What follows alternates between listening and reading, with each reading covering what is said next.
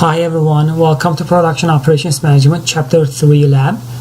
This lab deals with project management, and project management is another operations management topic where you are doing a transformation process, but this transformation process happens only once. So here on my screen you are seeing that there is an Eurasia tunnel, which is in Turkish it's called Avrasya Tunnel. And it's a tunnel that goes under the Bosphorus Strait, under sea, and connects the Asian side of Turkey to the European side of Turkey. So there are a number of bridges already, and there's also a railway tunnel under the strait, but this is the first roadway tunnel that connects the two continents. So the project management activities, we are only going to focus on the technical aspects of it, and as you read the chapter you are also going to see some other components. But in this lab we are going to try to see if we are going to be able to just find the duration of a project when there are some activities that may or may not follow each other, etc. So here is my Excel file. And in my Excel file, what you see is a number of activities listed. So instead of just defining these activities, I just put them as A, B, C, D, E, F, G, which is a common thing to do. So if this is, for example, of a project of a housing, the first activity could be maybe just getting the permits, and then another activity would be excavating the groundwork. And the third activity could be pouring the basement, etc. But just think about this. When it comes to the plumbing and electrical work, there may be a possibility that the two work can be done at the same time. So you are going to be able to do some of the work at the same time, but some other, they have to follow each other.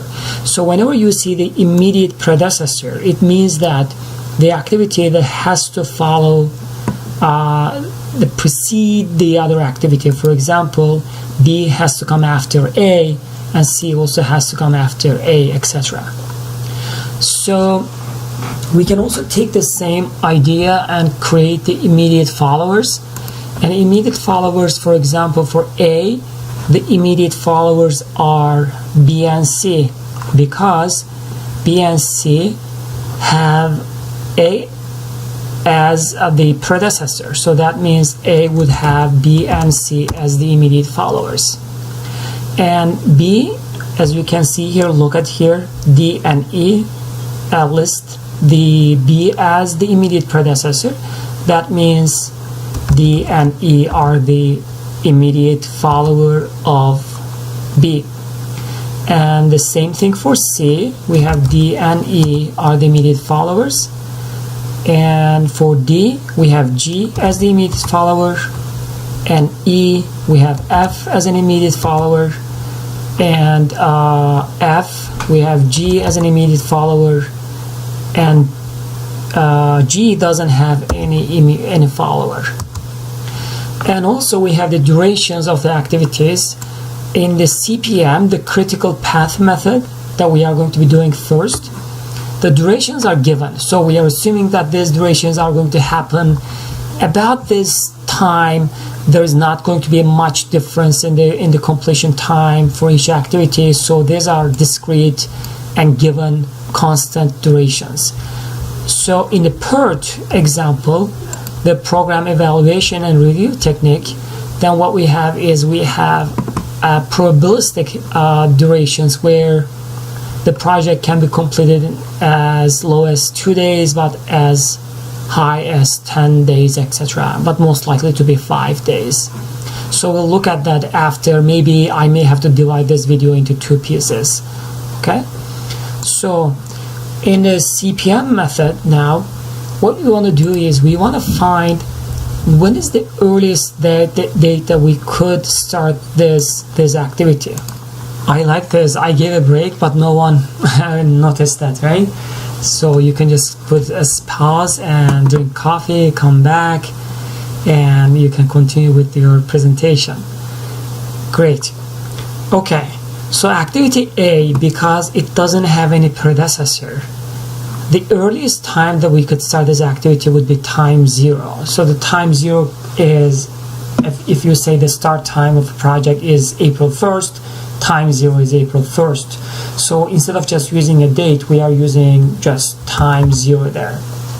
So if we can start this activity at on day 0, then this activity would be finished in 3 days in day 3. So it is going to be the whenever you start plus the duration.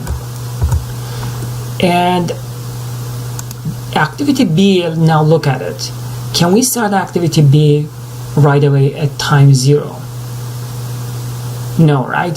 So I think all the people said no, or maybe they will say no because they haven't watched this video yet, because I haven't uploaded it yet. Anyhow, so B is starting after A. It was a joke, guys.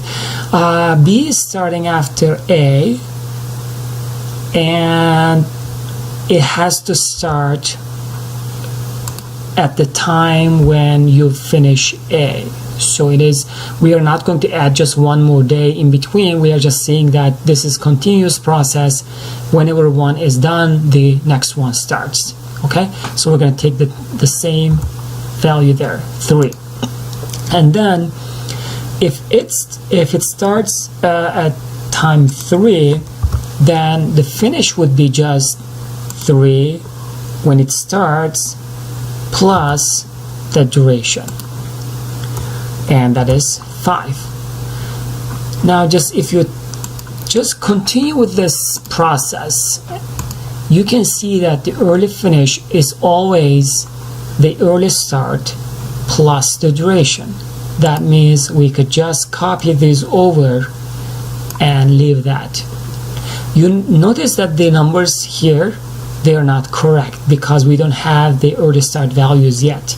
Once we enter them, early finish values would be completed.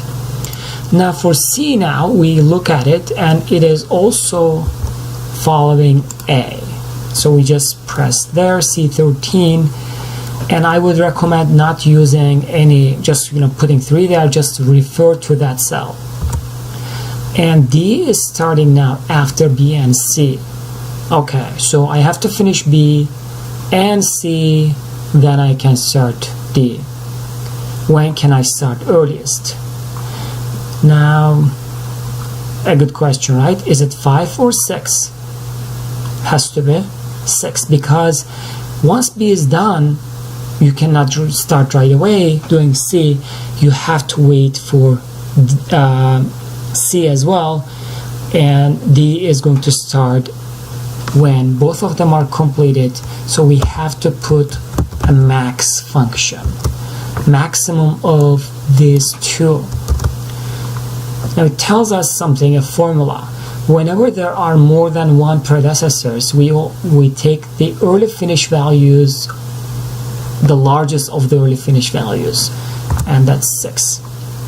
And we put for E, we are going to look at it, and E comes after B and C as well, and then we just use the max function again, B and C, and done. So why are we not just putting 6 and using a formula? Because what happens if I change any duration in this model?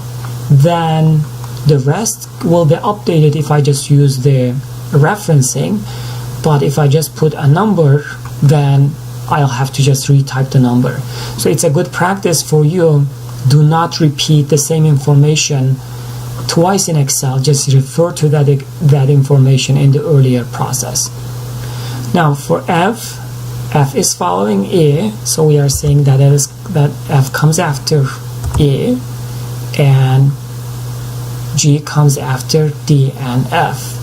So D and F are here. So I'm going to take maximum of D, comma, F. And H and I, I'm going to delete them because it looks like I forgot them there. And I'm going to go and delete this too as well. If you want to delete the whole rows instead of just this, look at here, you cannot delete them, so you have to click here and then delete them so that you can get rid of everything. Okay, now if everyone understood this part, we are going to just create a Gantt chart using this information. And one more correction here, ES plus duration, we'll just make it duration. Now early start values, we are going to refer them here, and because I'm referring to the B13 and copying and pasting, I will be repeating all these early start values in here. Then I'll also put the durations, and the durations are, I will refer that to be this cell, and then I will copy these over. Okay, so then what I do is I highlight these, everything, and I go to insert, and I'll try to find a Gantt chart. No, Excel is not going to provide you a Gantt chart. What we have to do is we have to just play with this chart and make it look like a Gantt chart for us. And you go there in the bar charts, but use the one that says stacked bar. Okay, so what it does is it puts draws the first bar, then puts the second bar on top of the first bar. So here, then there. So if I click in these blue lines, and if I go to home and change the color of that and make it no fill, and then I can call this as my Gantt chart. Okay, so what I see here, I see that in this Gantt chart, normally if you look at a real project, the Gantt chart would have maybe 300 to 500 different tasks, and sometimes they put the Gantt chart, the companies put the Gantt chart on a big wall and print using a plotter instead of just a printer, maybe just large pieces of papers added together. What it helps is it shows you that, for example, the first week I'll be only doing A, and starting from the third week I can do B and C at the same time.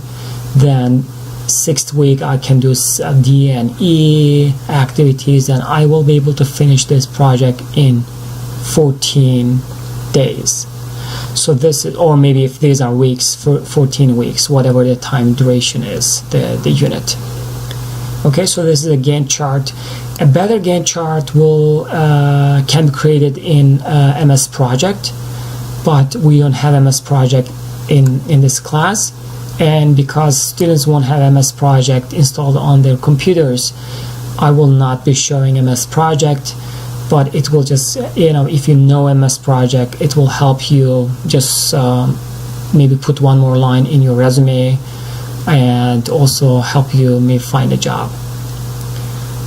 Okay, and if you have some experience with projects or MS Project or some real projects at your workplace, etc., you can use chapter 3 as your summary chapter. What is your take from that chapter, and post your experience in the discussion board. Okay, it looks like this video is now at 14 minutes, a lot of time. I'm gonna cut this here, and I will start another video, and in that video I will be doing the late start and late finish values for this. And also what I will do is, if you move to PERT example, I will do the expected times and the activity variance, but I will have this part already filled in. So what you have to do is you have to do this part for this project yourself and submit your work by Friday night. Okay, I will see you guys in the second video.